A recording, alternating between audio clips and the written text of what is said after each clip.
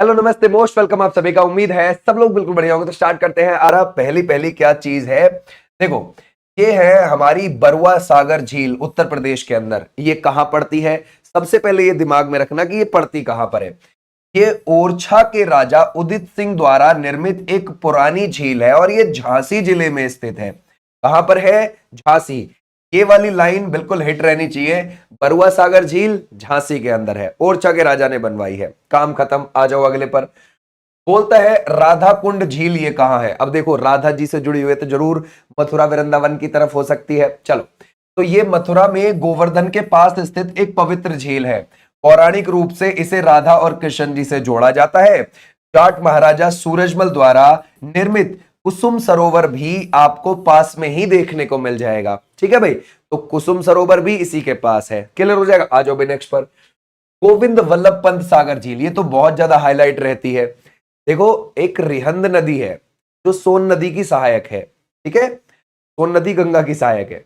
तो रिहंद नदी के ऊपर डैम बना हुआ है उत्तर प्रदेश के सोनभद्र के पीपरी में।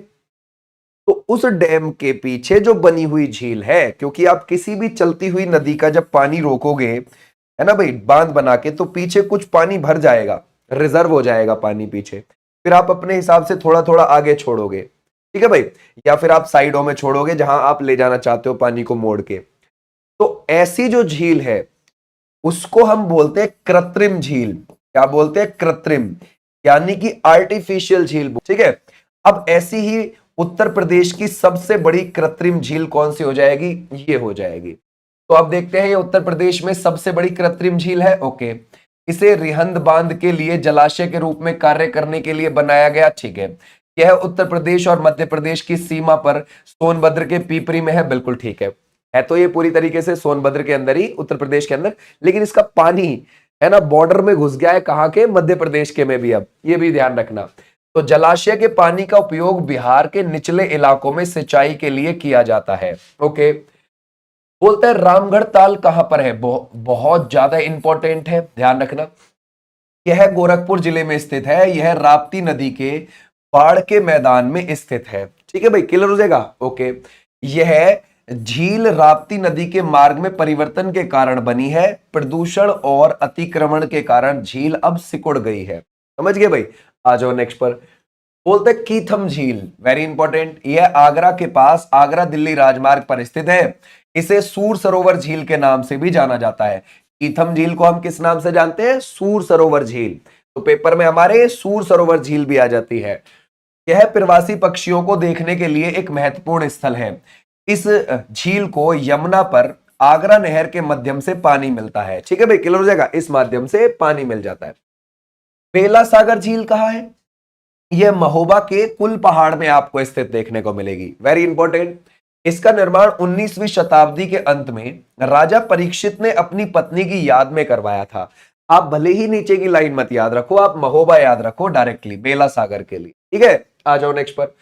बोलते हैं मदन सागर झील कहां है? ये भी महोबा में ही है। ठीक है भाई, बेला सागर भी, मदन सागर भी।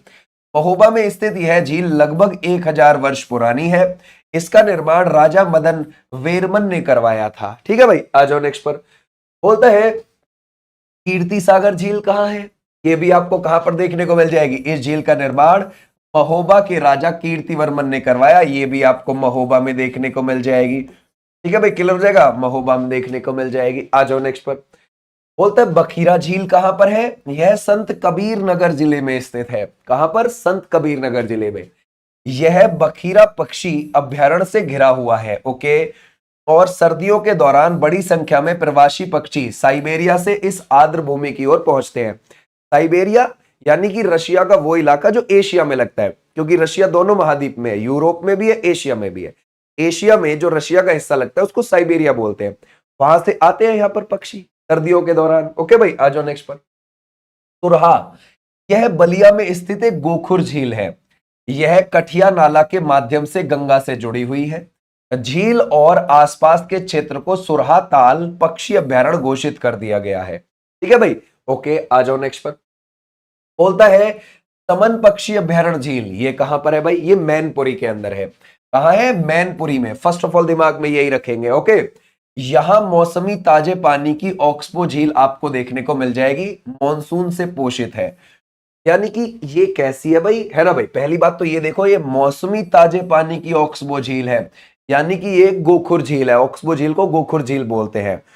नदी का पानी जब साइड में बच जाता है, जैसे मान के चलो नदी बह रही है जी ऐसे करके, अब नदी ने अपना थोड़ा पानी साइड में छोड़ दिया, तो उसको क्या बोलते हैं, गोखुर झील बोलते हैं। ठीक है भाई, क्लियर हो जाएगा, आ जाओ।